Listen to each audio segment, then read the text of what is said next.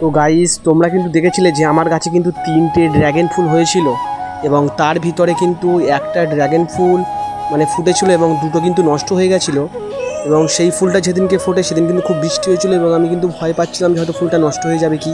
তো আমি কিন্তু ফুলটাকে কাঁচি দিয়ে কেটে দিয়েছিলাম এবং একটুখানি অংশ ছিল সেখানে। আর এই যে 2টো জায়গা দেখতে সেখানে কিন্তু হয়েছিল।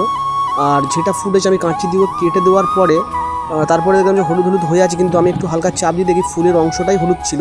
তো ওটাকে হালকা করে এক হাতে ফল ধরে এবং অন্য হাতে ফুলটা ধরে যখন প্রেস করলাম তখন দেখলাম ভেঙে গেছে। ঠিক আছে। আর এদিকে লেবু গাছটা দেখতে পাচ্ছ কত সুন্দর আমার লেবু হয়েছে, দেখতেই পাচ্ছ লেবুগুলোর সাইজ। তো এখন হয়তো ফুলটা এখন কী হবে জানি না, ফলতে পরিণত হয়ে গেছে, ফুলটা পুরো নেই বললেই চলে। তো এখন সব কিছু উপরওয়ালার উপর নির্ভর। আরও 2-1 দিন দেখার পরেই আমরা বুঝতে পারবো যে ফলটা থাকবে কি থাকবে না। মোটামুটি দেখে তো মনে হচ্ছে যে ফলটা থাকবে।